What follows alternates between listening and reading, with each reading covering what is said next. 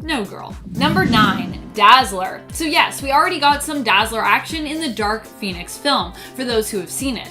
But just because Dark Phoenix wasn't a box office success doesn't mean we should let Dazzler's cinematic presence fall by the wayside again. Alison Blair has always been a reluctant hero in the comics, who is often more focused on her music career than her role as an X-Men. She has been part of the team before, but her reluctance to take on a hero role, except for when she truly feels that compulsion to act on injustice or fight against imminent doom, is what makes her interesting.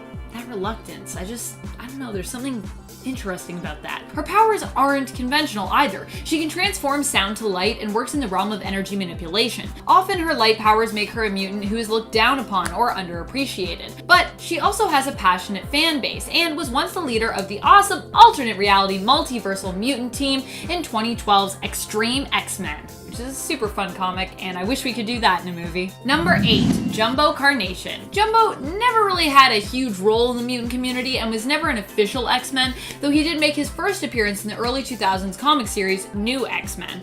But he's still a really interesting character. And for the fact that he was in that series, we're going to count him X-Men for the purpose of this list. Although, to be clear, he was in the series, but not really specifically on the team. Instead, Jumbo is busy with other exploits. He is a mutant fashion designer who focused primarily on designing clothes and garments for some of the more physically unusual mutants of the world. He was dead for quite a while, but has more recently popped up as the White Queen Emma Frost's personal fashion designer on Krakoa.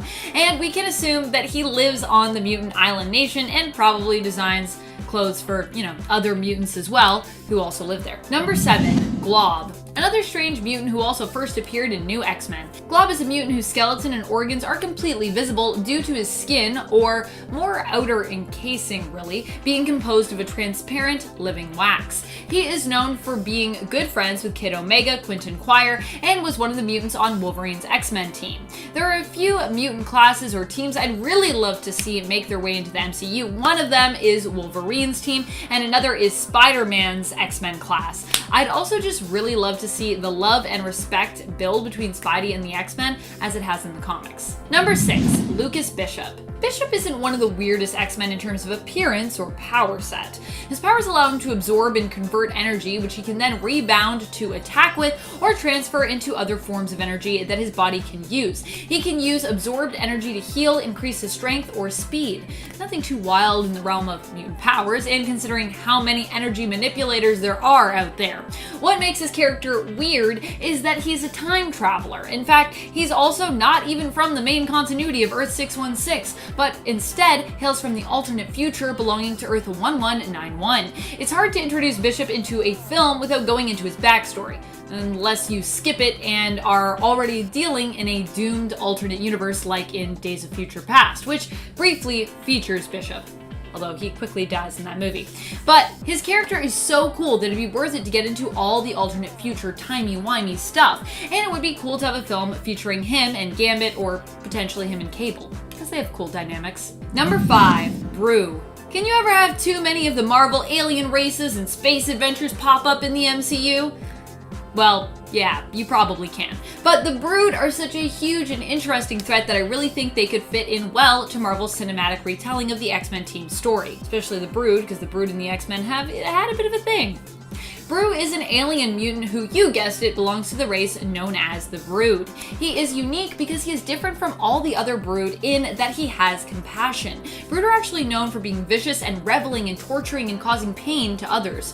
Brew is not like that. He's also super smart and looks pretty adorable when dressed up in human clothes. Number 4. Stacy X. Disney might not be ready to explore this character's origins just yet, but then again, they have been more and more open as time has progressed to embracing non-PG content. I remember when it was shocking that they made something as violent as Pirates of the Caribbean. Does anyone remember being like, wait, that's Disney? What? Stacy X is Miranda Leevald. Last we heard, she was a depowered mutant seeking for a reason to live, and she has yet to appear in the Dawn of X relaunch, but I'm hoping that we're going to see her there soon, and hopefully on the big screen as well. Stacy X had the ability to manipulate her target's pheromones via via touch, allowing her to elicit physical reactions. She can make you feel terribly nauseous and vomit like crazy, or allow you to feel intense pleasure. This is what made her such a talented worker at the X Ranch, a mutant brothel.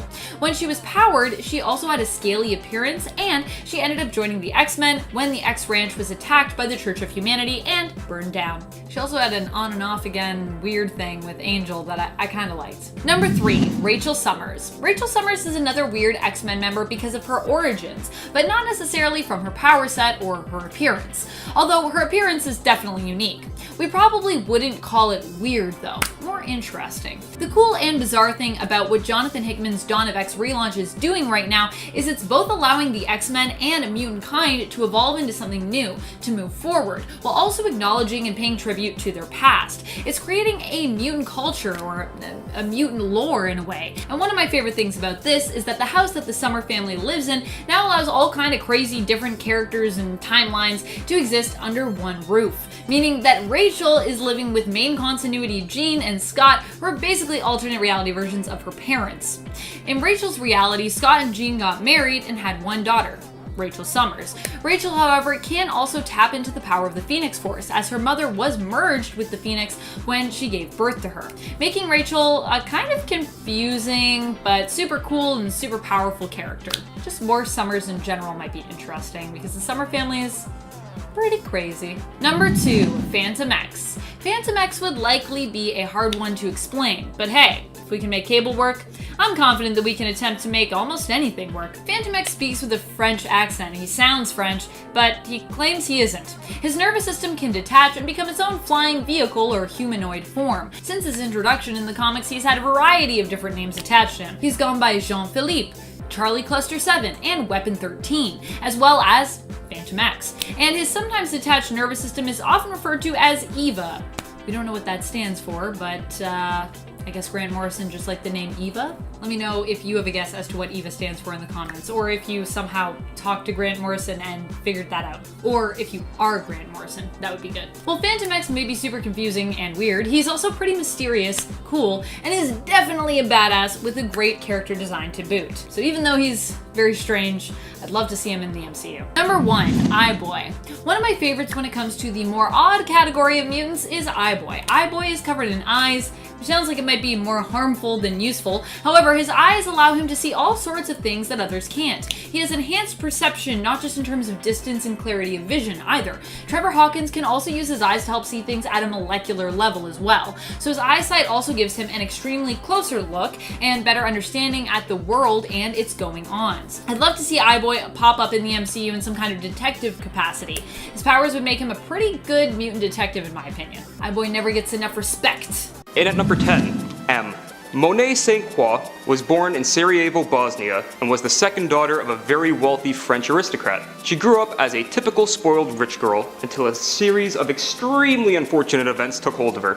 First, her mother died mysteriously, just out of the blue. Then, her brother Marius turned out to be a mutant who practiced black magic and transformed her into a mute red-skinned creature called Penance. And then, she was banished to another dimension with no real way home. Oh yeah, this also happened over the course of a few days. So fast forward a little bit through crazy 90s X-Men storytelling, and Monet is back on Earth, no longer a red-skinned creature, and her mutant powers have fully manifested. What are these powers, you may ask? Well, superhuman strength, speed, agility, dexterity, reflexes, coordination, balance, vision, hearing, endurance, a genius level intellect, accelerated healing factor, supersonic flight, telekinesis, telepathy, and the ability to see mutant auras. This whole thing just kind of feels like the writers couldn't agree on one specific power, so instead of just picking one, they just threw them all on the desk and picked all of them.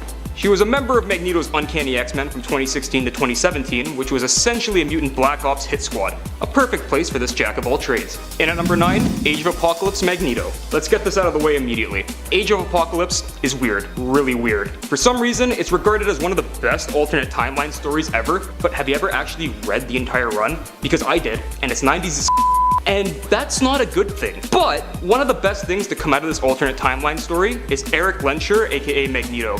aka founder and leader of the X-Men. Yeah, that's right. Let me explain how we got here. So do you remember Legion from part 1 of this list? Well, one time, he decided it would be a great idea to go back in time and murder Magneto in order to get rid of the X-Men's greatest foe before he even became a threat. Things didn't really go to plan because Legion ended up killing his dad, Xavier, and erased himself along with his entire timeline from history. See?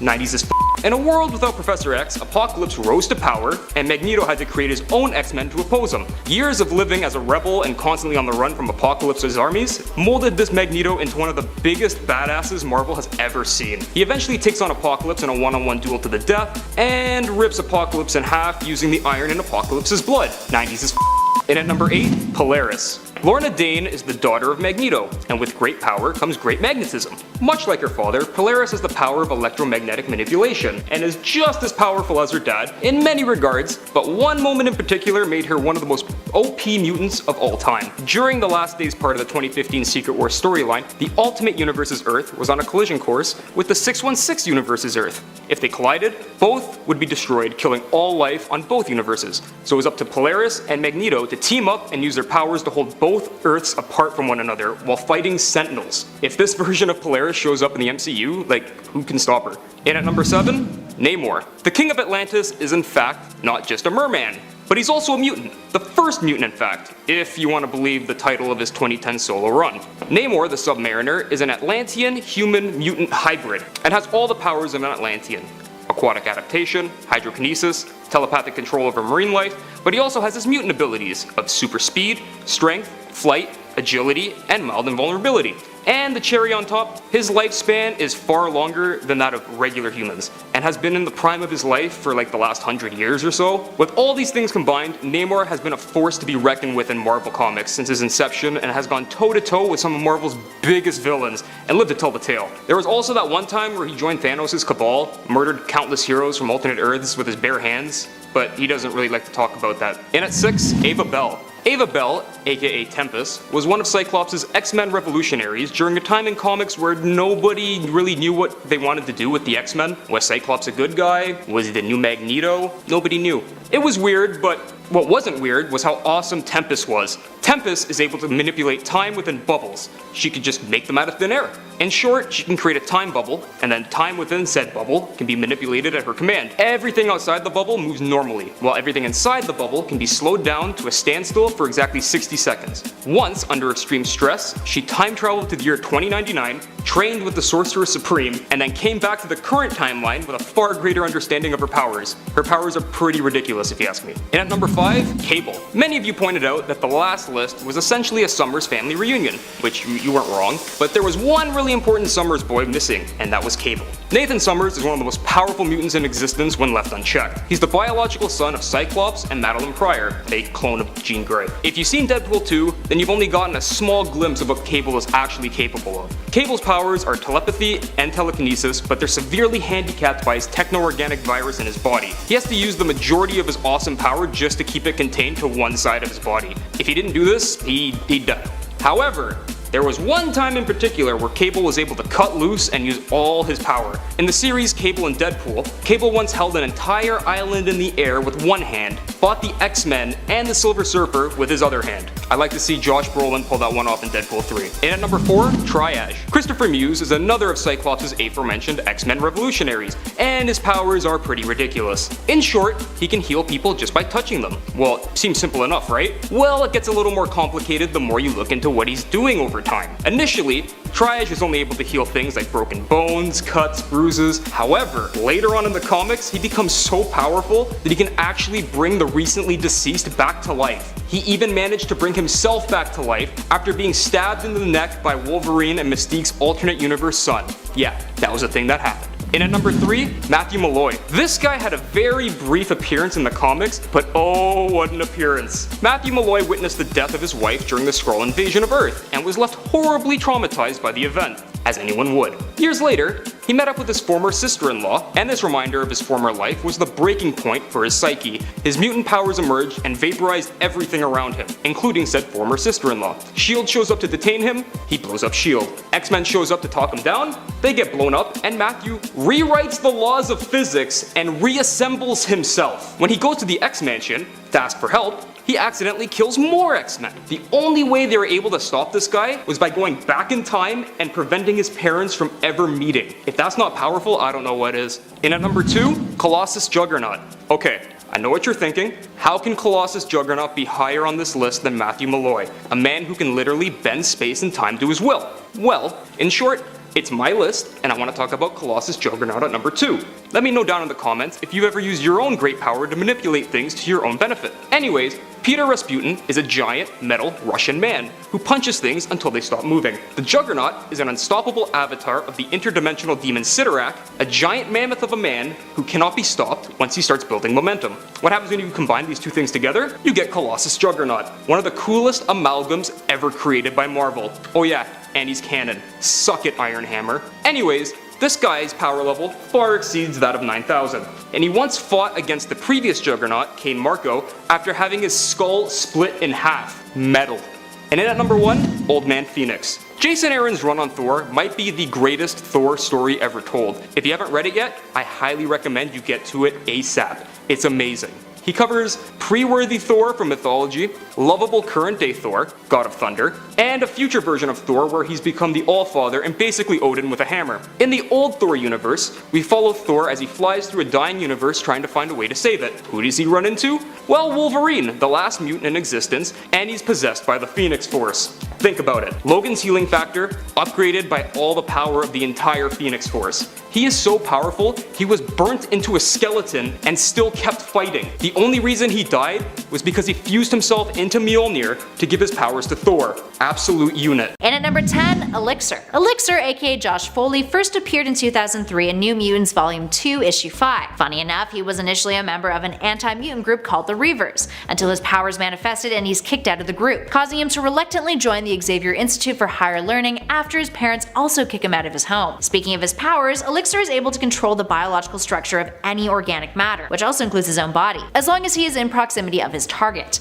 This means he can do things like heal others, restore and boost mutant powers, create painful and life-threatening ailments, like boils, welts, and even fatal tumors, cure the legacy virus, and even cause death. He can sense when people are sick or if there are any abnormalities in their body. He can also regenerate on a cellular level, and resurrect himself, meaning he is pretty much immortal. And at number 9, Vulcan. Initially introduced in 2006 in X-Men Deadly Genesis Issue 1, Vulcan, aka Gabriel Summers, is the younger brother of Cyclops and Havoc. While he's known more so for being a supervillain, the character once upon a time was part of the X-Men team. Energy is Vulcan's jam. He can psionically manipulate, transform, control, and absorb vast amounts of energy, including energy on the electromagnetic spectrum and from exotic sources, such as Cyclops' optic blasts, or even magically created energy. He can even tap into and suppress mutant energies if he'd like, and can produce light, heat, force, you name it. This also allows him to fly and survive in space. And at number 8, Kid Omega, aka Quentin Quire. Quentin Quire first appeared in New X-Men issue 134 back in 2003, joining the Xavier Institute. He quickly became one of Xavier's most favored students, with the professor attempting to help him control his powers. But Quentin takes a bit of a turn for the worse when he decides to start up the Omega Gang, a group of teenage mutants whose goal it was to exact revenge for the death of a famous mutant fashion designer. That, and he is super depressed about a girl not liking him back and the fact that he was adopted. Dude has fragile self-esteem. Anywho, what can he do? Well, he has advanced precognitive and telepathic abilities that not only allow him to think at immense speeds,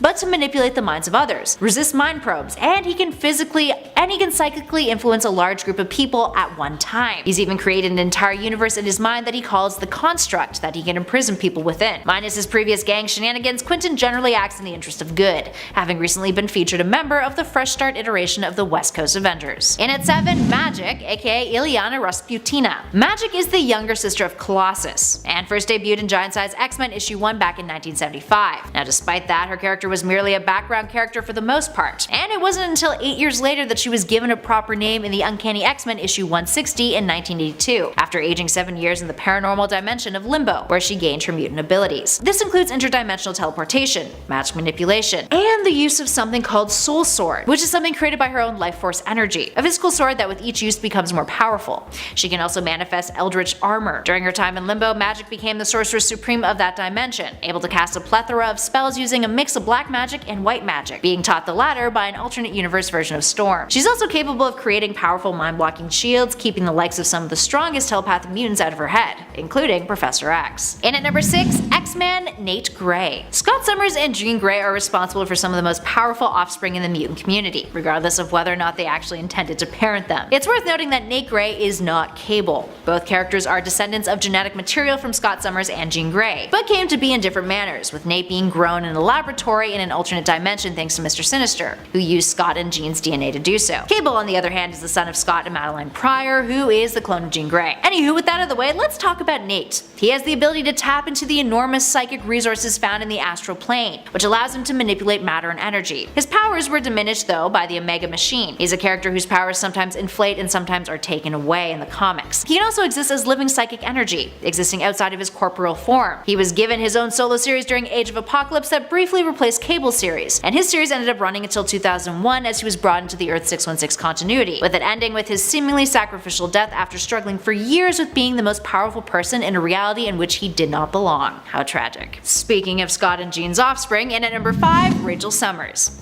Rachel Summers was created by Chris Claremont and John Byrne, first appearing in the Uncanny X-Men issue 141 back in 1981. But she didn't become Rachel Summers until after her debut, thanks to retcons. Gotta love a retcon. From an alternate future, she's the daughter of Cyclops and Jean Grey, the sister of Nate Grey, and a half-sister of Cable's. And she's hella strong. Not only has she had the Phoenix Force's abilities, she's also an empath, telepathic, telekinetic, and can astral project. She has limited time manipulation abilities too, and her telekinesis abilities can remotely manipulate matter, including on a subatomic level. And at number 4, Legion, aka David Haller. Legion, also known as David Charles Haller, is the son of Professor Charles Xavier. He traveled 20 years into the past in order to kill Magneto before his father's nemesis had the chance to amass power. But before he could, he ended up killing his father instead, which caused the Age of Apocalypse timeline to occur. Legion is often depicted as an anti-hero, and is known for his severe dissociative identity disorder, which formed after his mutant powers manifested during a terrorist attack in which he ended up absorbing the mind of the terrorist leader into his own. Because of his trauma, parts of David's personality splinter, each controlling a different aspect of his powers. Speaking of powers, why is he so strong aside from his parentage? Well, he can reality warp, he can shapeshift, he can manipulate matter, and is capable of transmutation. He can manipulate energy, he's telepathic, telekinetic, he can teleport, and of course, he can time travel. But because of his severe dissociative identity disorder in later story arcs, he's often sedated or hospitalized. Reed Richards, Madison Jeffries, and Dr. Nemesis would later create something called a neutral switchboard wristband that would help him control his multiple personalities and better manage his powers. And in X-Men Legacy, he ended up erasing himself from existence altogether, but even that didn't fully work out for him. Poor Legion. And at number 3, Hope Summers. Hope Summers first appeared in X-Men issue 205 in 2007 as part of the X-Men Messiah Complex storyline. After Decimation, a story event in which Scarlet Witch used her powers to turn all of the mutants into regular depowered humans, Hope was the first mutant to be born, which starts a hunt for the character. She's saved by Cable, who names her after her adopted mother who looked after the child with him, and Summers technically being Cable's last name. Hope is a vessel of the Phoenix Force, and has unspecified limits when it comes to physically manipulating and mimicking the powers of other mutants. So yeah, in the scope of things that could be super deadly later on down the line when mutant characters have been established in the MCU. Hope's mimicry abilities allow her to use those mutant powers at their utmost capacity, but because of this, she is potentially incredibly dangerous to people and the environment around her due to the massive amounts of power levels that she generates. Talk about a walking bomb. And at number 2, Jean Grey. Let's be honest here, Jean Grey is 100% going to be added to the MCU. It's almost inevitable. But the chances that we'll be seeing the Phoenix Force flexing its OP-ness on the big screen are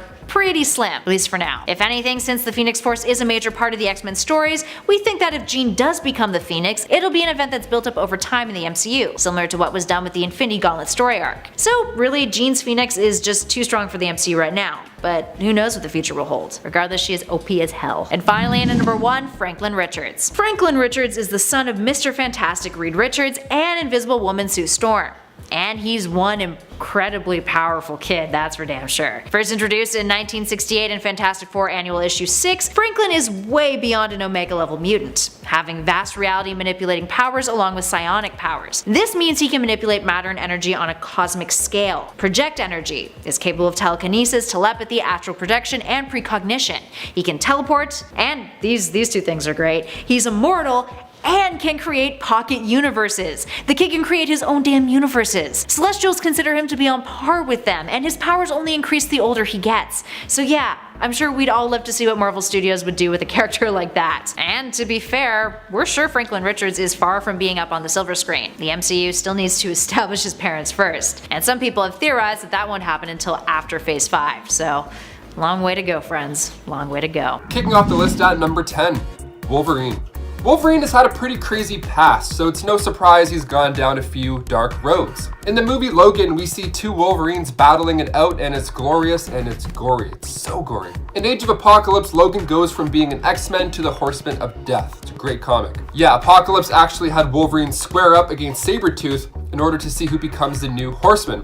Wolverine, of course, came out on top, and Apocalypse restored the adamantium to his skeleton. Quite the deal if you ask me. And to make matters worse, Apocalypse replaced Wolverine with a scroll so the X-Men wouldn't notice. So there's a few comics here that could blend nicely into the MCU, like Apocalypse replacing Wolverine with a scroll.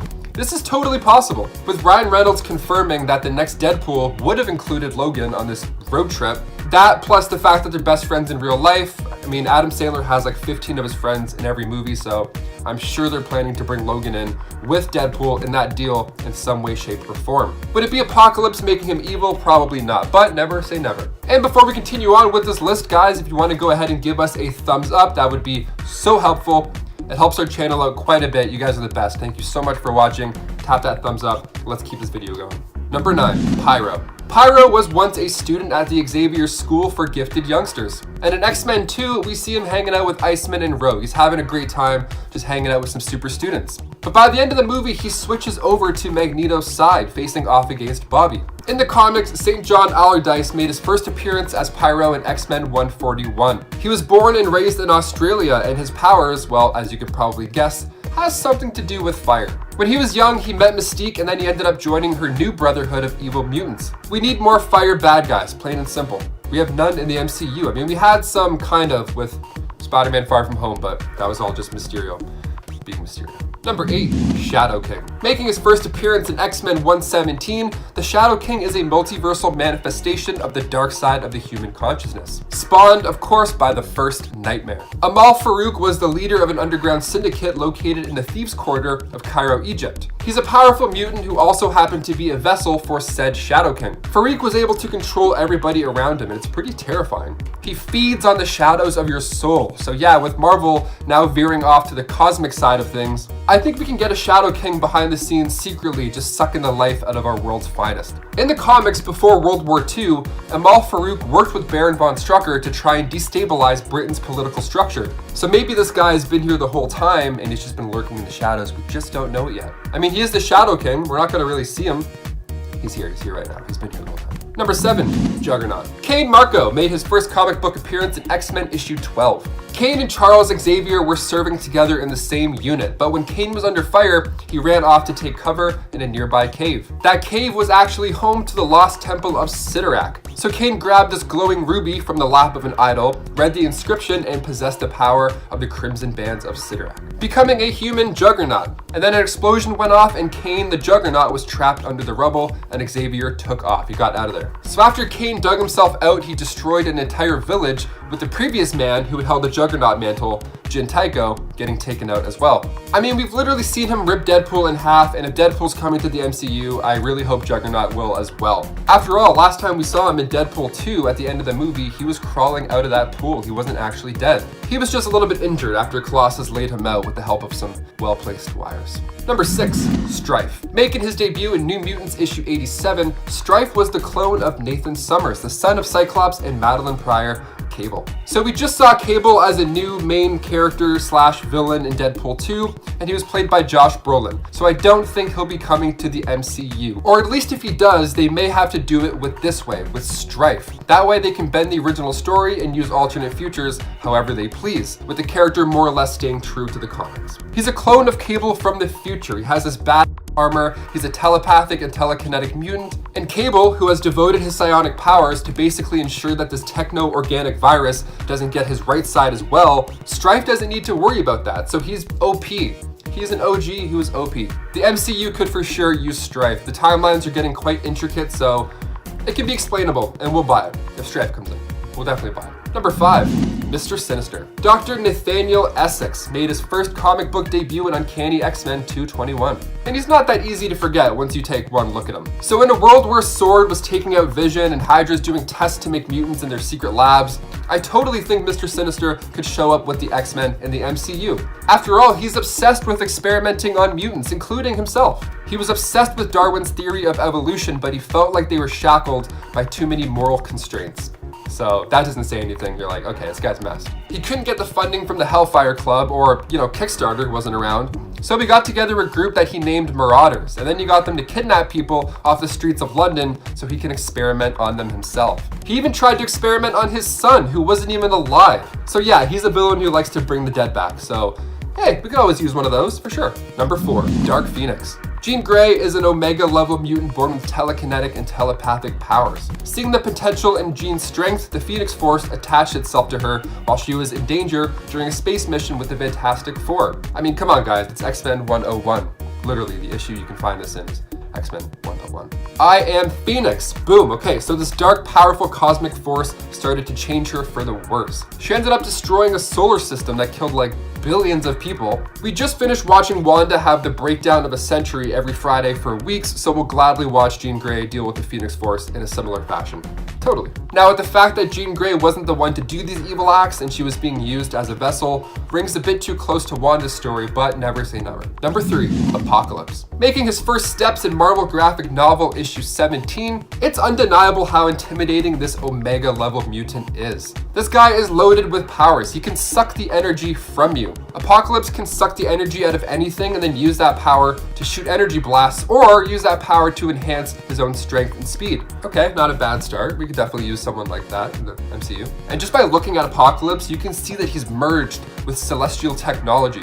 His armor is futuristic, it's fun. This technology is wired throughout his body and also his headquarters, making Apocalypse able to teleport at times. Self-molecular manipulation allows for him to alter his physical form. He can get big, he can get small, whatever the case. He's also a super genius, especially when it comes to advanced technology, that stuff that I mentioned earlier. Even before being modified by the celestial ship, Apocalypse was already living for thousands of years. He just goes into a coma and then heals up. I mean, talk about a beauty sleep, damn. In X-Men Age of Apocalypse from 1995, we see just how big and bad this guy can get. Oscar Isaac had a take on him in X-Men Apocalypse and it was great, that was super fun. Not as scary or big as the comics, but still a good time. So if Marvel needs a new big bad guy besides Kang, I think they should go here next. We love superhero teams fighting big bald guys. I mean, we can't get enough of it. Evidently, we'll pay to see it numerous times. Number 2, Scarlet Witch. No more mutants. Scarlet Witch, aka Wanda Maximoff, she's the daughter of Magneto and the twin brother of Quicksilver, aka Ralph Boner, aka Pietro Maximoff. Now, she was on her father's Brotherhood of Evil Mutants, but at one point she did join the Avengers as well, of course. She's one of Marvel's biggest heroes and she's trending every single Friday for a reason. And then in Marvel's M Day, she kind of became the ultimate evil when she spoke those 3 words, and just like that, a mass amount of mutants were depowered or killed. That large number being 986,618, give or take. Only leaving a couple hundred left on the planet. WandaVision was great because we finally got to see this Scarlet Witch. We saw this villain side to her. And I'd be happy to see more at any time, especially with more mutants now on the way. And number 1, Magneto. Of course, number 1, this is the most ideal scenario. I'd love for this to happen. He made his first appearance in X-Men 1 back in 1963. Magneto is a mutant with the ability to generate and control magnetic fields. He's a master of magnetism. He was a close friend with Professor X, but of course they came to a few disagreements over the idea that humans and mutants could coexist peacefully. And his horrible childhood makes a pretty fair point for said argument. He created the Brotherhood of Mutants and the Acolytes, and he worked with the X-Men before. When Professor X needed to leave Earth, Magneto stepped in to take his place and continued to teach his students how to use their powers. After this, he became a hero in a way, guiding the New Mutants, but again, he's one of those guys that constantly flips back and forth in the comics. And for a while, fans, including myself, were hoping that Magneto was going to be the one behind WandaVision's madness somehow, or he would come in from another universe and then explain to Wanda what's going on and be the bearer of bad news almost. I think Magneto should still be one of the first mutants introduced, especially if they go Ultimate Magneto, because he actually takes out Xavier in those comics, and also thousands of people as well. So there's that. He would be a cool villain to come over, definitely. Number 10, Bloodstorm. Now, Storm is already mistress of the elements, so quite powerful and quite interesting.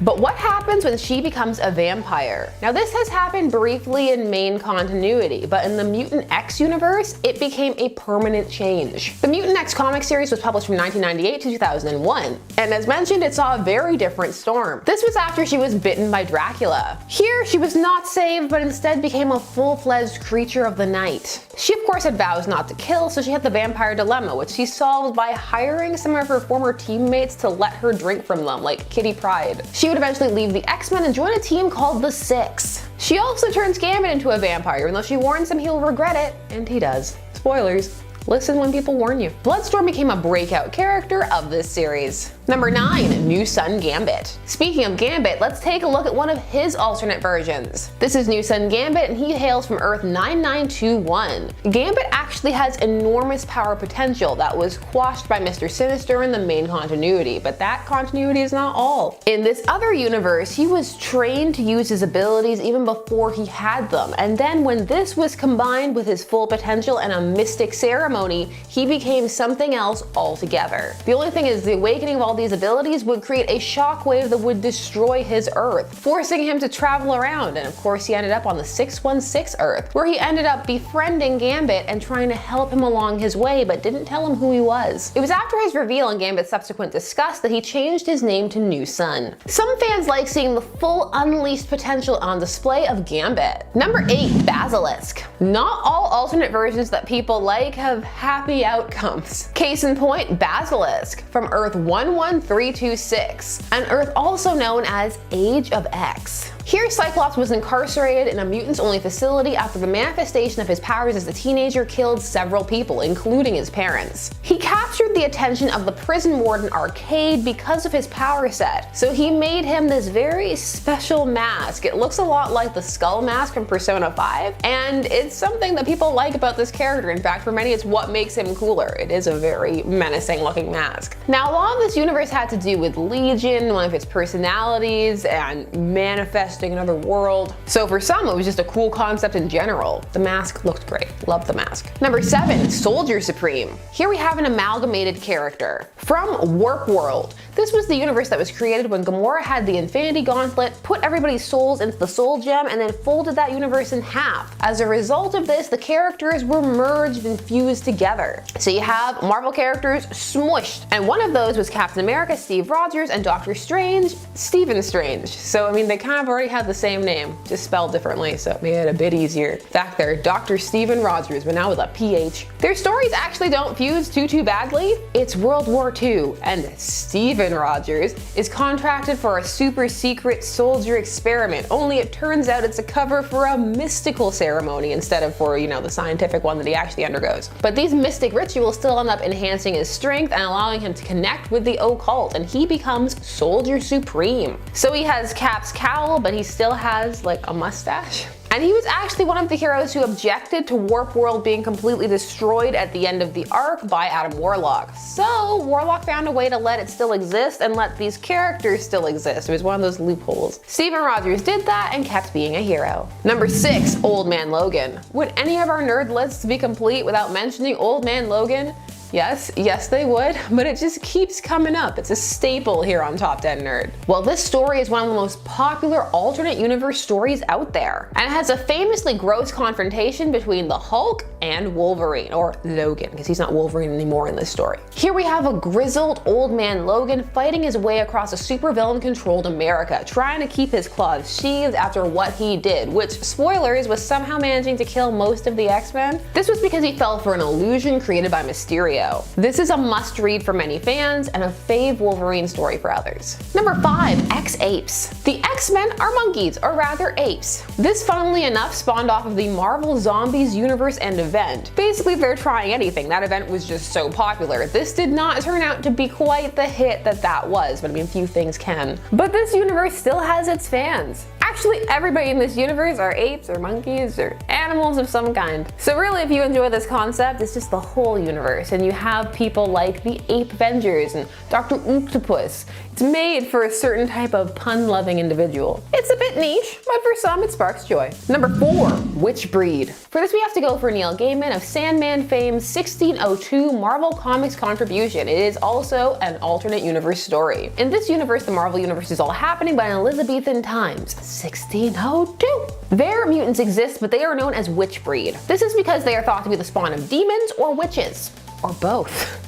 They are creatures to be hunted down, but they find safe haven in Xavier's select college for sons of gentlefolk, a school that causes great concern for Sir Nicholas Fury because he sees the potential of all these students as soldiers, which, let's not lie, that's part of what Xavier is doing. Again, this is a universe where people tend to like the whole thing, but the X-Men stand out as a distinct part, or rather, the Witch Breed. Number 3, Exbabies. Versions of your favorite characters as babies or kids. This is a concept that is either really fun or incredibly lame, depending upon who you're talking to. So the Exbabies are clones created by Mojo in the Mojoverse. This was probably inspired by an even earlier story where he had just taken the X-Men and turned them into kids, again for entertainment. Because you know, if anything goes on long enough, be it show, series, whatever, you're gonna get two things. You're gonna get a child episode and you're gonna get a musical episode. Now the Exbabies are a concept that is short-lived, but they are usually returned to. There is even an A-Babies versus X-Babies. Again, how cool you'll find these tots depends upon your tolerance for baby-related shenanigans. Number 2, Earth X. The version of the X-Men here are depressing, but all of Earth X is depressing actually. After an experiment of Reed Richards goes wrong, or seemingly that's what happened, for once it's not Reed's fault, I know, shock and awe, a population of superpowered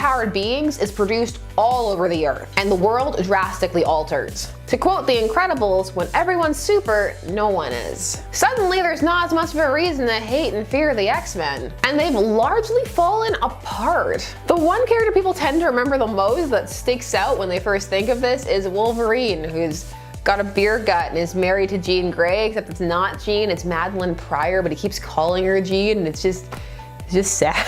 Now, how exactly is this cooler, you may be asking? Well, it's all in the depiction. It's unique, it's memorable, and part of a well-received work. So for many, that's what makes it cool. And finally, in at number 1, Vampire Wolverine. Wolverine, Lord of the Vampires. If you thought people loved Vampire Storm, then you know that they enjoy Vampire Wolverine. Wolverine has been a vampire more than once. You have what-if stories like the aforementioned Wolverine, Lord of the Vampires. But you also have arcs like Curse of the Mutants, which would also be the arc that left Jubilee as a vampire for a bit. Many have fond memories of the what-if story, where upon successfully turning Storm, Dracula then turns all the rest of the X-Men. Only because of Wolverine's healing factor, he figures out how to use his powers way faster than everybody else, and so he dethrones Dracula and takes over as leader of the vampires. In fact, he leads the new vampire X-Men to take over New York. It's up to the bizarre combination of Doctor Strange and the Punisher to take him down. Number 10, Songs of the Orphan Child. This is a more weird, twisty moment that is part of a longer, more confusing story, and this moment makes it pretty weird and also adds to the confusion. This moment comes to us from X-Men X-23's solo series, one of anyways.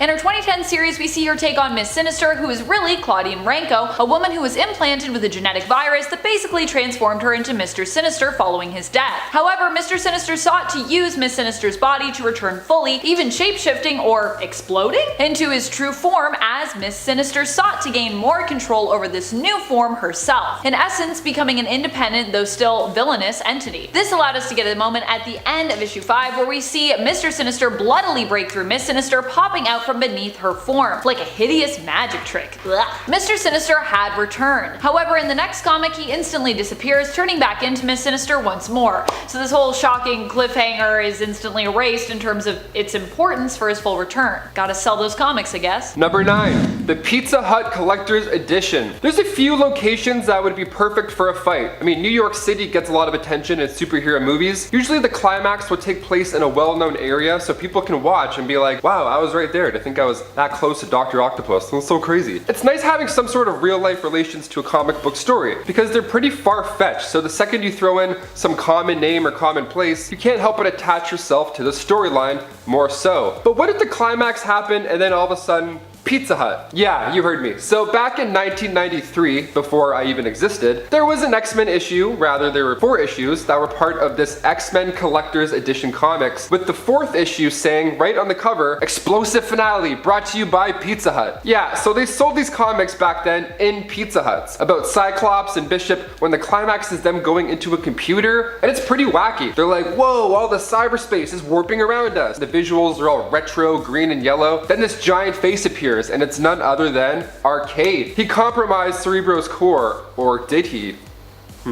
So the fact that this is like a Pizza Hut comic series is hilarious because it's a good story, but then Pizza Hut's like, hey, don't forget about us. Like you could straight up go in, order a pizza, grab a comic book, and then pay at the counter. That would be the best day ever, hands down. The end of the series was a little odd, however. See, it was all Professor X and he was testing the X-Men. And he finishes the 4th and final issue with a little monologue about how he could always rely on a few good mutants to get the job done. And then Jubilee's like, yeah, for sure. Anyways, anyone wants some pizza? And then, yeah, it's an advertisement. It's just like, hey, check this out. Psych, medium pepperoni, debit. Number 8, Star Trek / X-Men. As weird as this one sounds, it actually made more sense than some other straight up X-Men stories. This crossover comic titled just Star Trek / X-Men saw our favorite mutants teaming up with the original series crew of the Starship Enterprise. The worlds collided due to a rift in space through which Proteus was able to move through and take hold of the long dead crewmate Gary Mitchell. In this issue, we get to see some pretty great shared moments between the two teams. Both Bones and Beast respond when Dr. McCoy is called upon, and Wolverine gets knocked out by Spock's Vulcan nerve pinch. Marvel character Gladiator is also featured in the issue and even punches Captain Kirk's ship full on, much to his surprise. And number 7. Young Dragons in Love. Love is a beautiful thing. It comes in all shapes and sizes, even that of, well, a dragon. We go now to X-Men issue 181 titled Young Dragons in Love. This 1984 comic opens with quite possibly the 2 best images ever.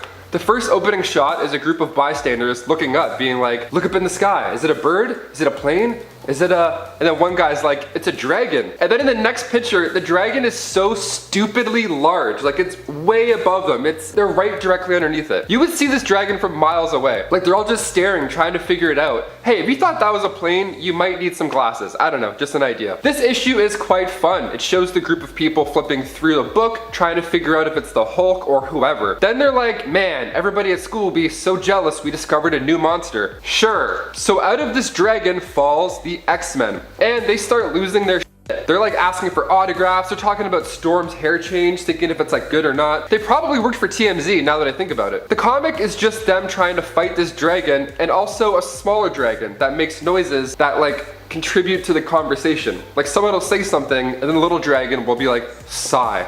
After a line, but it's all smoky and dragon-like. It's amazing. And when it comes to Marvel and Dragons, after Ragnarok, I think we can pull this one off on the big screen. I'll paint myself green, I'll send in a self-tape. I'll be the dragon. Done and done. Let's do it. Number 6, Performance. This story comes to us from Uncanny X-Men Annual issue number 10, where we are first introduced to Longshot, who of course comes from the Mojoverse. During this issue, while Longshot also shows up, so does a bunch of Mojo's goo. Yep.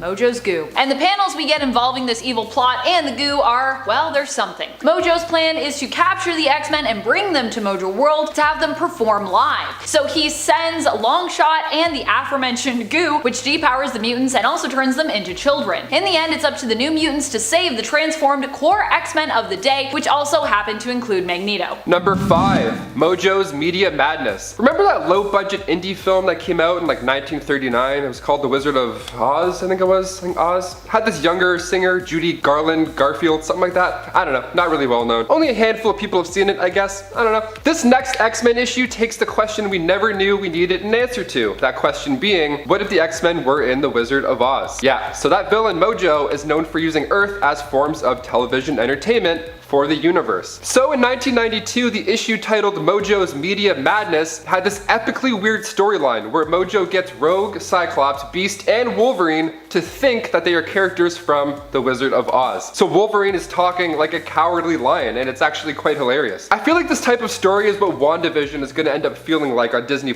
Just a lot of weird references and lines, opposite of how the character normally is. So if you want to see for yourself, make sure you check out X-Men issue 10 from 1997. Number 4. Something Slimy This Way Comes. This is a bizarre story where Professor X decided to throw a surprise birthday party for Kitty Pryde, and hired the most inappropriate clown, Obnoxio, for the party. In this first panel, we see Obnoxio smoking a cigar and thinking about how he's going to spend the pile of money that the professor promised him. The even weirder part of this story is that while this crazy party is going down with this ridiculous clown, the X-Mansion is infiltrated by a villainous mutant who can turn himself into ice cream, appropriately named Ice Cream, but spelled like an eyeball and the shrieking sound that is referred to as a scream. What's more is no one seems to know that Obnoxio was coming. I guess it's a super secret surprise? And Obnoxio also ends up in a ridiculous fight with the X-Men. Not only that, he actually doesn't do too bad. And number 3, Exbabies? Mojo has popped up a few times on this list now, and for good reason. We've seen super babies before, whether it's in Amazon Prime's The Boys or Baby Grinch.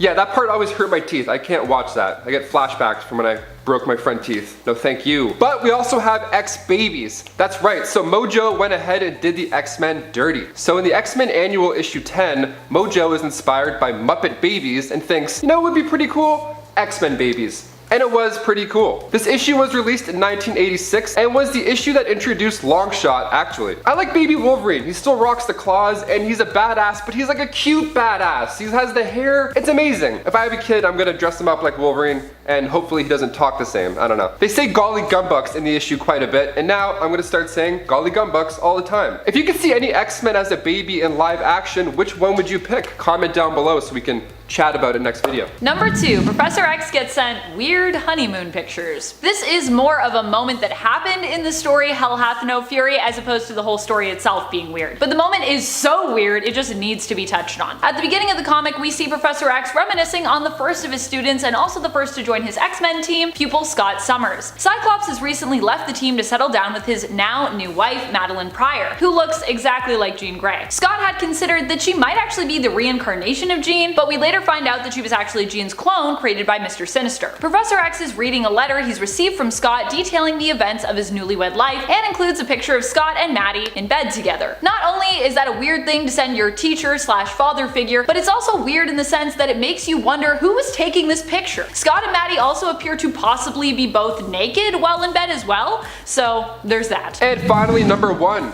Dracula? This time of the year is my favorite. The smell of leaves, decaying, lots of chocolate, and people that look like Dracula. I don't know, sign me up. Halloween always slaps. Now I figured it was only fitting to end this wacky list with Dracula himself making an appearance in the X-Men universe. We go now to X-Men Apocalypse vs. Dracula, which made its debut back in 2006. The series is quite cool, but of course it takes place in 1459, so right off the bat, pun intended, you're drawn into this medieval artwork and you see Vlad the Impaler just murking people like left and right. It's kind of like the Battle of the Bastards episode from Game of Thrones. Just a lot of metal clashing. Any movie with metal clashing, I'm in, sign me up. I love this kind of theme, the dark and spooky, like let's go. With Mahershala Ali signed on to play Blade in the MCU, I don't think we're that far out from seeing Dracula fight some Avengers. Jared Leto and Morbius as well. I think we got some bloodsuckers in the pipeline. Number 10, Deadly Genesis. We can talk about different X-Men and mutant teams here, but I'd also like to touch on some of the rosters as well that you may have forgotten about. This one might be due to selective memory loss, or it could just be because you haven't read the story yet. We are talking here about the X-Men Deadly Genesis limited series, which revealed the next team sent into Krakoa after the X-Men team we know went missing. This team wasn't necessarily a bad one at all. In fact, all of these mutants are kind of super powerful, but they were all basically introduced in this short series, which didn't really help to make us care as much about them as we could have. All in all, this story just had a very early 2000s feel to it. Not that that's a bad thing. The Deadly Genesis X-Men team were a group of kids that Moira McTaggart was trying to help out. She didn't even really see them as students, and then Charles recruited them and turned them into X-Men. The team consisted of Sway, Petra, Vulcan, and Darwin, who have all recently reappeared in the Dawn of X line, in case you were wondering where they made their first appearance. Number 9. Xavier's Security Enforcers. One that we might forget about every now and then is the mutant team that Bishop originally belonged to from the alternate dystopian future that he hails from. I believe this Earth is 1191, but I could be mistaken on that. Didn't even write down my Earth number. Bothers me. This mutant team is known as the XSE, which stands for Xavier's Security Enforcers. If you know Bishop well and you're a big fan, you likely know this team well, but for those who are new to the character, you might not know about this group of enforcers. The point of the team that Bishop was part of was to preserve the long-dead Professor Charles Xavier's dream, where mutants and humans could exist in harmony, living peacefully together. Bishop has even been known to wield specific future equipment, which he got from XSE, although we haven't seen them in a while. All members of the team wear their mutant tattoo brands like a badge of honor, and the members have included Randall, Malcolm, and Bishop's sister Shard, among others over the years. Before we hop into our number 8 spot, I just want to thank all of you for being here and give you a quick reminder to click that like if you are enjoying this video. It really does help us out. Number 8. Nasty Boys. You might remember the original villainous Marauders team, but do you remember Mr. Sinister's Nasty Boys? Don't worry if you have, because I will never let you forget.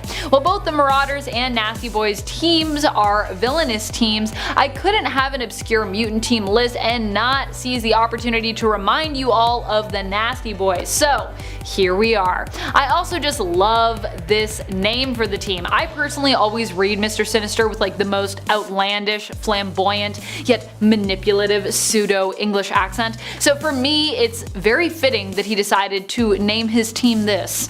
Nasty Boys, so perfect. It fits perfectly with the voice that I have for him in my mind. The Nasty Boys were the team that came after the Marauders. Instead of Gambit being involved in the team, Multiple Man was the generally heroic mutant who got involved. Originally, the team saw Ruckus as leader, with Slab, Gorgeous George, Ramrod, and Hairbag making up the roster. Gorgeous George even resurfaced in Dawn of X more recently. Yay! I might be the only one, but I'm still kinda hoping that the Nasty Boys as well will make a return. Bring them back. Bring them back. Number 7. Outback.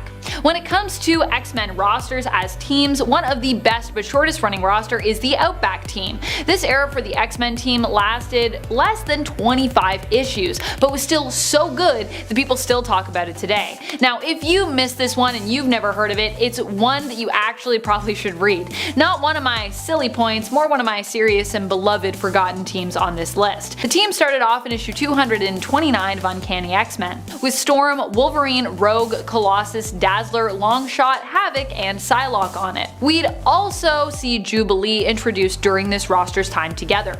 The Outback team is noted as being one of the best rosters for the X-Men when it comes to having a group who truly feel like outsiders. Also, you get to enjoy the Inferno story in this run, which is bizarre and magical, so you're welcome for that. Number 6. XCore. No, I'm not talking about the X Corporation, which has yet to come out, but is still coming our way. Thank goodness. I thought that book was going to be firmly cancelled, but fortunately it has been revived. I'm so ready for X Corporation, let's go. When we talk about XCore, we are talking about Banshee's team. He formed this team after Generation X disbanded, and most of the team were composed of that era of mutants. This team was made up of former villains turned heroes and was created to act as a police force basically for the mutant community. Joining Banshee were the Blob, Avalanche, Fever Pitch, Jubilee, Husk, and M, aka Monet. The X-Men team actually did not approve of this team's creation and actually attempted to get Banshee to disband it. In the end, Mystique infiltrated the team and liberated its members, especially the villains, who were being manipulated into behaving heroically by Mastermind under Banshee's orders. Number 5. Extreme X-Men. This X-Men roster marked the return of Chris Claremont to the X-Men in a full-time capacity. Extreme X-Men Volume 1 is a series that started in 2001 and ran till 2004. It was a team team that featured my girl Rogue as the leader, woohoo, which you know I'm all about. The original Extreme X-Men roster also featured Beast, Psylocke, Bishop, Storm, Sage, and Thunderbird on the team. Lifeguard, Gambit, and Slipstream were also added to the mix throughout. This team was originally brought together to find Destiny's premonition-filled diaries, but of course along the way was distracted by many other imminent threats. As you do when you're on an X team. Number 4, Generation Hope. This one is from the 2010 series Generation Hope and was under Cyclops' banner ultimately following the events of Regenesis. Though the team itself was led by mutant messiah Hope Summers, and its roster consisted of No Girl, Pixie, Primal, Sebastian Shaw, Transonic, Velocidad, and Zero at that time. Though originally Hope's team started pre-Regenesis as just being 5 mutants including Hope herself, with Velocidad, Oya, Primal, and Transonic on the team. The team was a search and rescue group who were brought together as they were acknowledged as being 4 of the 5 lights on Cerebra. Hope basically triggered the rebirth of the mutant gene, activating these mutants. The 5th light was what they sought and kind of why they came together, heading to Tokyo, Japan. Zero was the mutant they sought, who would eventually join the team, although originally would be antagonist. Number 3, X-People. You probably forgot about this team just because their name is, well, super forgettable, but they are actually from a very memorable alternate universe, the MC2, or also known as Alternate Earth 982. This Earth is the home of the beloved Mayday Parker, aka Spider-Girl, now known as Spider-Woman. But you know what's not so memorable from that universe? Their version of the X-Men. I mean, I get that X-People is meant to be gender neutral, more inclusive, but is that really the best name they could come up with? There has to be something that isn't X-Men that is better than that. I mean, I know there is because we have dozens of other X teams with the letter X in them that are way more catchy than X-People. Because of the Earth it is set in, X-People is a team of originally younger mutants who are now older and taking on the role of leaders, mentors, and teachers. Actually, here Jubilee is the team leader, with her core team roster including Simeon, Angry Eagle, Torque, and Spanner. Number 2, Factor 3. Factor 3? That sounds like some kind of toothpaste. This is another villainous team composed of mutants but led by an alien known as Mutant Master. You might not remember it because it was only around for a few issues and also first appeared way early on in X-Men issue 28 back in 1967. This team popped up a few times and would often force mutants into doing their bidding, often mind-controlling Banshee to attempt to kidnap or help kidnap Professor X. What a wacky time it was. Fortunately, in issue 39, Factor 3 was defeated for good and hasn't bothered the X-Men since. So we haven't seen them for a really long time. Number 1, Lightning Force. This X-Men team comes to us admittedly from an alternate reality, which might be why you've never heard of it before. But once you learn about them, you'll likely wish they had remained forgotten. Lightning Force is an X-Men team that we come across in the Exiles, who themselves belong to Earth 597. They are basically the alternate Excalibur team from their reality, a reality where the Axis won World War II. I think you know where we're going with this. Their roster is almost as surprising as the whole idea for this team. We have Herr Xavier, who helped to create the team through experimenting on them. Yikes. And leading the team, we have Hauptmann England, aka Captain Britain, with Magon, aka Gloriana, Shadowcat, and Nightcrawler. Also, if you were wondering, yes, Kitty Pryde is still Jewish in this reality, which yeah, makes her character's history here pretty dark. And at number 10, Karma. Karma is a character who first appeared in Marvel Team-Up issue 100 back in 1980. She came from Vietnam, having fled the country with her family during the war. She was one of the founding members of the New Mutants. Now Karma has powerful psionic abilities that allow her to physically possess others, meaning she can take possession of the minds of humans or animals. This occurs by Karma projecting a psionic energy surge that overwhelms their consciousness and renders her victim unconscious, with Karma's own mind taking the wheel, so to speak. When Karma is in control, she can do some real damage, having the ability to alter her victim's memories, perceptions, reveal information to her, or have them fall asleep. She can even make their body work as if it were an extension of her own. But if she stays too long with a host, she risks her own personality becoming a subordinate to that host personality, becoming more and more like her victim. After an incursion with the Shadow King, Karma also gained the ability to mentally see through others' eyes, and she can protect herself from the psychic assault of others. Moving on to number 9, Joseph. Joseph, who only operates by a first name, is the clone of Magneto, but kind of sucks in comparison to him. This is why he's a bit baffling to some. He is a mutant clone who first appeared in Uncanny X-Men issue 327 from 1995, but he also died in a battle against the real Magneto and had a thing for Rogue really briefly. Now his abilities in theory should be the same as Magneto's if he's the iconic villain's clone, right? Well, that is not the case, hence why he's on this list. Sure, he is capable of generating powerful magnetic fields, but he can also generate electricity and electromagnetic radiation. And the real kicker? Well, he doesn't have the full range of Magneto's powers. He never demonstrated the same extent of those powers or some of the tricks that Magneto has been able to pull off over the years, like producing a wormhole. He lacks the mental barriers Magneto has, and therefore when he manipulates a ton of energy, he often causes damage to himself. Sucks for you, Joseph no last name.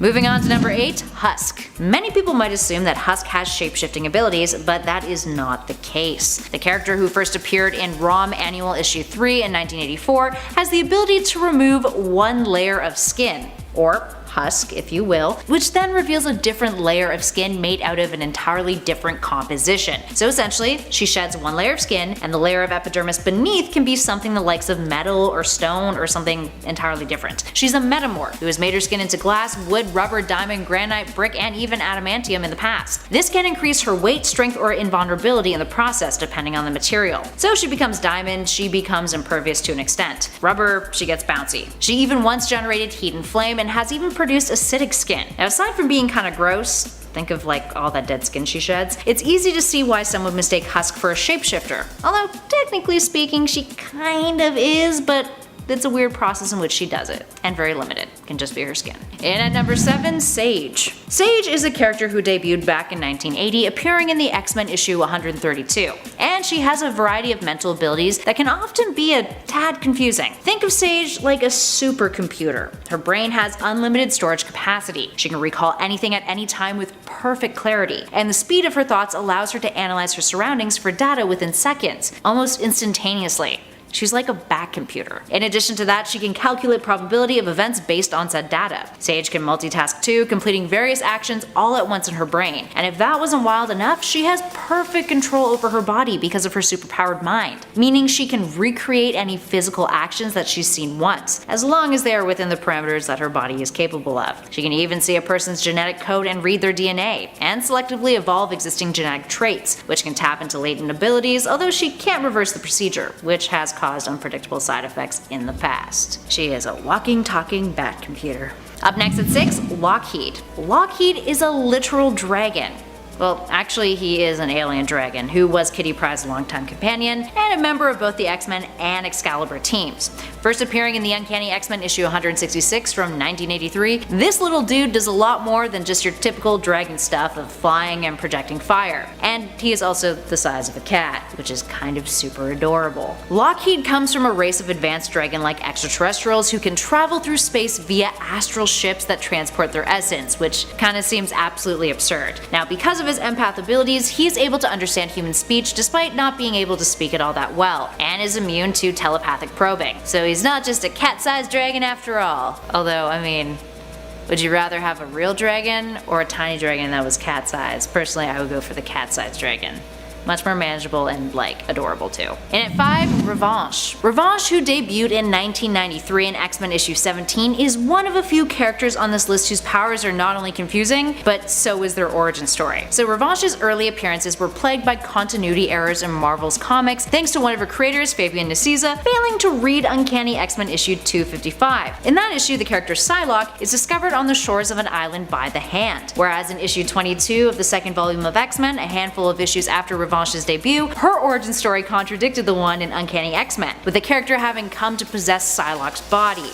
Confusing, right? Revanche was said to have been an intuitive empath prior to switching bodies with Psylocke, but after switching bodies she gained telepathic abilities and could psionically generate a blade, a Psyblade that she could use to force her way into other telepathic characters' minds. So essentially she is Psylocke but not Psylocke and used to be an empath and is just a big jumble of continuity errors. Yeah, no bueno. Up next, number 4, Zorn. Zorn is a confusing character to begin with. Is he his own dude? Is he Magneto? Does that mean Magneto can do a bunch of other stuff like manipulate gravity and turn his sun head into a black hole? Lots of questions, friends. So, for starters, Zorn is a dude who first showed up in New X-Men Annual 2001 as a Chinese mutant who had a star for a brain. That's why he wears his little helmet. He ended up becoming the subject of an incredibly confusing retcon, in which he was revealed to be Magneto, who had actually died in the Planet X storyline prior. It made little sense. Then it was revealed in Excalibur Volume 3 Issue 1 that Magneto never died at all, which meant Zorn wasn't actually Magneto, and that led to a whole confusing storyline that featured Zorn's brother, who was kind of like his twin, and overall it was just a big mess. Now that could largely be the reason why so many fans find Zorn and his abilities perplexing. But even when Zorn was revealed not to be Magneto after all, his brother shared very similar powers to him, and was technically the second Zorn, and there were a bunch of major differences. Rather than having a sun in his head that his helmet covered, his brother had a black hole there. I mean, similar but very, very different things. The original Zorn also had healing powers, electricity and magnetism generation and manipulation, the ability to teleport via time-space wormholes, gravity manipulation, telepathy, and was self-sustaining. So yeah, that's a whole lot of powers to cram into one dude who may or may not be Magneto, but probably wasn't.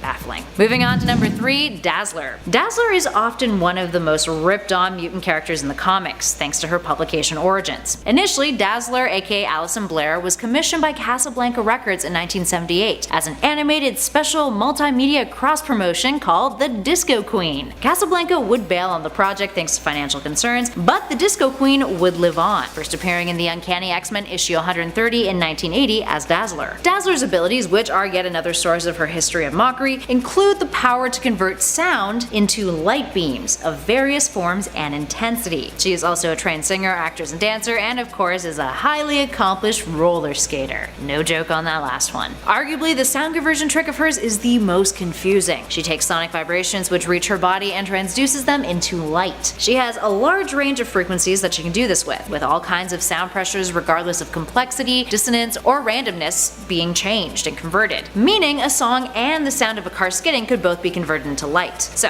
what do these light beams do? This is where it gets even a little bit more baffling. She can temporarily blind people by creating a pulse of light of several thousand watts. She can create a cascade of sparkling lights that messes with people's equilibrium. She can create a strobe effect, which is no good for people who have epilepsy, and she can create rays of light that use patterns to produce trance-like effects in her victims. Dazzler can generate enough ultraviolet light to melt large metal objects. She can even use those light rays to create holograms and has used light energy to generate flight, which I don't quite understand, but that's okay. The more you know. And at number 2, Maggot. Maggot is a character that we've discussed a handful of times on our channel thanks to his absurd abilities. He has a slug-based digestive system. Oh, and he also is psychometric. Now, first appearing in Uncanny X-Men issue 345 from 1997, Maggot is a fellow whose digestive system is quite unique. Where his intestines should be, he has a hollow cavity that's home to a pair of semi-sentient slugs, or maggots, hence the name. He's named those slugs Eenie and Meanie. Eenie and Meanie can burrow themselves out of his torso, and at super fast speeds, they attack a foe or object with a powerful enzyme, which then processes and digests said object, or person. From there, they come back to Maggot, crawl back into his hollow cavity, and then transmit the food energy they collected to him, which then can supercharge him and allow him to do a variety of things like increase his strength, physical size, his sturdiness, stamina, etc. If the slugs don't re-enter his belly, this process does not work. And in the past, he's actually lost one of his slugs too. He doesn't get another one. He's left with one slug, which means I guess half of the abilities of digestive power with one slug. And finally, in at number 1, Darwin. Darwin is a peculiar character. First appearing in 2006, X-Men Deadly Genesis issue 2, he's a mutant who has reactive evolution powers. When he was first born, his mother practically disowned him because of his abilities, and later he was experimented on by scientists until Moira McTaggart recruited him. So what does reactive evolution mean in Darwin's case? Well, his body automatically adapted to his environment or circumstances, which allows him to survive anything, although the extent of that capability has never been fully defined in the comics. Now in the past, he's he's gained night vision in the dark, he's grown gills when in water, he became fireproof when his skin was exposed to an open flame. But it's not just basic physical transformations with him. He once converted his entire body into pure energy. He has increased his own intelligence. He morphed into a sponge when he was shot at with a weapon meant to destroy one's nervous system. He has learned different languages by merely looking at them. And when facing off against the Hulk, his body teleported him away from the battle. That last bit is interesting because Darwin doesn't have a choice over how his body reacts. While he may have chosen to increase his strength when fighting against the likes of the Hulk, his body sensed the best means of survival was to teleport him away from the battle. His body is even proven to process alcohol faster when drinking, preventing him from getting drunk. It's a tough life for Darwin. Starting off at number 10, we have Magic, or Ilyana Rasputin, named after a really bad Russian guy. Not really. She first appeared in 1975 in the giant-size X-Men issue number 1. Now, she originated from Lake Baikal, Russia, which, on a side note, by the way, is one of the oldest, most clearest lakes in the entire world. It's also one of the deepest lakes. It's the 7th largest lake in the world. Okay, a little bit of a side fact there, I kinda like that sort of stuff. Let's get back to Magic. Now Magic, she was taken to the United States of America by a villain known as Arcade. Eventually though, she was rescued and became a glorious member of the X-Men, but her powers consisted of teleportation, where she brings out these little stepping discs which originate from a dimension known as Limbo. Now she's capable of teleporting not just in small regions but across continents, and she can even teleport through space and time. Crazy, I know, which others cannot do. She also has the ability to form her own armor, which when she uses her magic more from the Limbo universe, it just gets stronger. And that's what makes people wonder, is exactly what this universe is and how does she manage to harness this energy? It's really unknown. However, she's a sorceress of the Limbo universe, and that's all we got. As a matter of fact, she ended up absorbing all of the Limbo universe, which pretty much nowadays when she teleports, weird images of ghosts and dragons and other creatures now appear. I have no idea. It's comic books. Number 9, we've got Michael Pointer, or simply known as Omega. He's actually got a few different names as well, I'll get into that. Now originally he was just a simple postman before he found out that he was a mutant. He's capable of not just absorbing people and mutants for their powers, but he can also take on personalities, that's right. His powers have always been extremely strong that his suit had to be made by Reed Richards so he could regulate his powers. There was also a point in his superhero career where he absorbed the power of 50 mutants and Zorn. Zorn merged with Michael Pointer and ended up killing almost all the members of Alpha Flight. The thing with Michael Pointer is that he does not need to touch mutants to take the power, he could just be right near them. It's kinda silly. And he actually managed to almost take all of the powers from every single mutant on Earth. He's kinda like Superman of absorption, an unstoppable machine with his powers having unknown origins. Yep. I could write for comic books. Number 8, we got Phantom X, which is probably the coolest name of all of these guys, I'm gonna be honest. Now, he first appeared in 2002 in the new X-Men series number 128, created out of the Weapon Plus program and acted as a super sentinel for a while. The Weapon Plus program made a group of people or mutants with techno-organic organisms being fused with nanotechnology of a sentinel. I don't really know what that means, but Phantom X was born from his mother, who was one of these Weapon Plus made people, when she was fertilized with nano machines. So his powers, they're interesting because he has a nervous system known as the EVA, which can become external, and when the EVA actually leaves him, he becomes more powerful because he doesn't even feel his injuries. Also, the EVA can shapeshift, it identifies as a woman. Phantom X also even has a backup internal nervous system in case EVA gets damaged. Phantom X also has the ability to go into a state of mind and do his own self-repairs. He's an amazing marksman, and his bullets apparently never miss because they are laced with mutant skin. At one point, he was capable of even skewing reality with illusions. Weird. Number 7, we got Glob Herman. Now the coolest guy, but the lamest name at the same time. First appeared in what was known as the new X-Men Volume 2 138. The prime of Miss Emma Frost May 2013 issue. Now this guy is made up of essentially living wax. It's known as bioparaffin. And his internal organs are pretty much viewable. You can see it, so you can see his bones. They float inside. It's really cool. Now bioparaffin apparently reacts to heat extremely extremely well, and what we do know that this stuff gives him great strength, and at one point he acted as a major heat shield for the X-Men Academy class when they transported to Sword Base. At one point he joined fellow classmates in the Omega game, Glob ended up attacking civilians, and joined in the fight against the X-Men. Now the X-Men succeeded in taking him down by burning off that wax layer. He also is known to flick his wax off in small portions, and besides real awesome strength, we don't really know what else it does. Number 6, Shatterstar. I do like the name of this. First appeared in 1991, a part of the New Mutants series. Now, he still remained very popular. As a matter of fact, he was in the second Deadpool movie.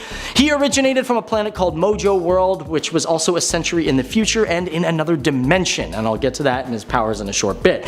Basically, he's a genetically engineered individual, and he learned to fight in the arenas on Mojo World. Now, for his powers, he has superhero strength, he can time travel, and also dimension travel. Pretty awesome. He also has extreme senses, keeping him alert, and his weapon, which is a staff, is extremely strong. At one point, he was capable of hitting the Thing into a building, which is like, what? I don't know how you do that. Because he was also engineered, his bones are hollow, so he can go really fast. As a matter of fact, he's expected to be able to dodge machine gun fire at point blank range. He's also extremely intelligent and can learn things like languages very quickly. Number 5, we got Gold Balls. Probably the worst name for a hero, but I mean, let's be perfectly honest, it's self-explanatory. He pretty much takes these gold balls that he can just produce and projects them from any part of his body. On top of that, he can call in an infinite amount of them, and like he can not only shoot them in a straight line, but he can also direct them. Pretty weird kind of ability. I mean, magic balls that can also grow in size. Wouldn't the ladies love that?